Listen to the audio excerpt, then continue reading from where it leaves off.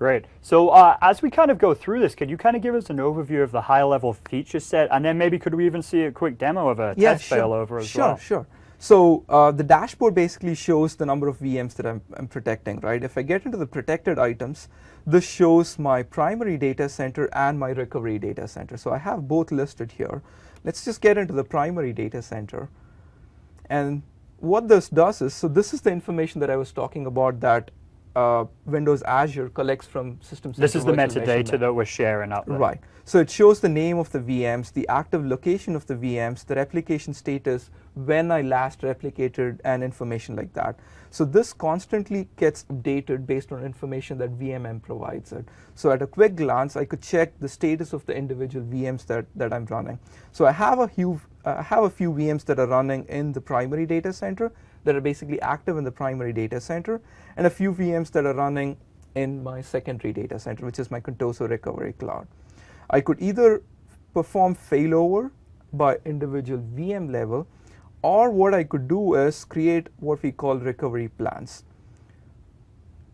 So recovery plans let me group a bunch of VMs together that constitute a single application. So this could be kind of similar to that VMM concept of a service and a service template, these multi-tier front-end web, back-end database, where there's some type of hierarchy, right? Exactly. Okay. So if I look into my recovery plan that I currently have, I have the ability to split it into multiple groups, right? So what this lets me do is start the domain controller first, followed by my SQL machines, and then start my web tier after that, and things like that, right? So I could choose whatever I want to do from within my DR plan and orchestrate it here. I could add manual scripts. I could add scripts that get run automatically. I could even add a manual step which says, you know what, call Bob, so that he goes and plugs in the networking cables in the right place, or configures networking the way you want. So it's super easy to create. All that I need to do is just walk through a simple visit and add the VMs that I want to add to the mix or to the recovery plan, and I'm all set from that point on. Now, one of the challenges I hear a lot of customers have when they do this multi-site failover is updating the IP addresses for their VMs. You mentioned there's some customization here. I mean, how would you recommend that our customers go about, and if they have to change the IP address of their VM, they do that the most effective way possible? Sure. So the good thing, like I mentioned, is that it integrates deeply with Hyper-V Replica, right? So when you replicate a VM from your primary data center onto the secondary data center, you could actually configure the network settings at that point on. Nice. So when the VM starts up, it basically starts up with the IP address that you give it, or automatically acquire it depending on the network configuration on the other data center. You could also do it from here. These are the same settings that you would see in Hyper-V Replica. So if you choose a VM, and then if you get into the configure section, so it lets me give a variety of information here, including, you know, my network configuration, what my primary location is, what my secondary location is, what my copy frequency is, and so on. Great. Now, what happens if, you know, there's an unexpected disaster? Let's say all of a sudden everything's running in my primary data center. There's a regional power outage. We didn't expect it. Everything shuts down. What's going to be my options for going and bringing things over to my secondary data center as quickly as possible? So what you essentially do here is you choose the recovery plan, and then you perform a failover. When you choose to perform a failover, you have two choices. One is planned failover, and the other one is unplanned failover. Planned failover basically shuts down the VMs on your primary side, makes sure that they're all down, and then starts the VMs in the secondary side. You could add customizations on top of it if you want.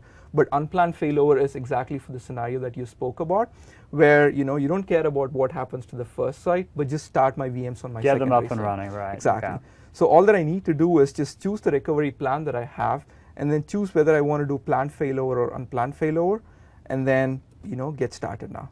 Great. So what are we going to take a look at now? What are we going to see here in this example? So what I'm essentially doing is performing an unplanned failover. So it's saying that, you know what, VMM01 is my primary VMM server that it used to collect the information from, and VMM03 is the destination data center or destination VMM server.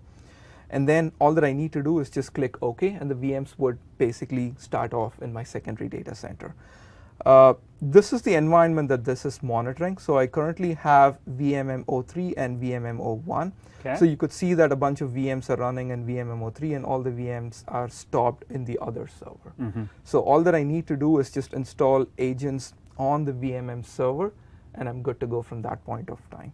And another important point to notice here is that even if I have tens of hundreds of hosts having tens of hundreds or thousands of VMs running, all that I need to do is just install the agent on the VMM server alone. So not on every host, not on every VM, just on that Just single on that VMM single management VMM. server. Exactly. So Right. that simplifies management to a large extent.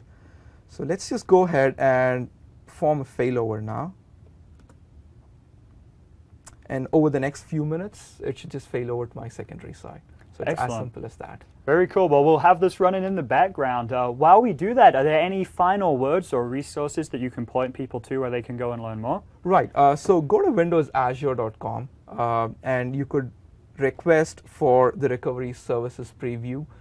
It basically registers a request against us, and you should get an invitation pretty soon.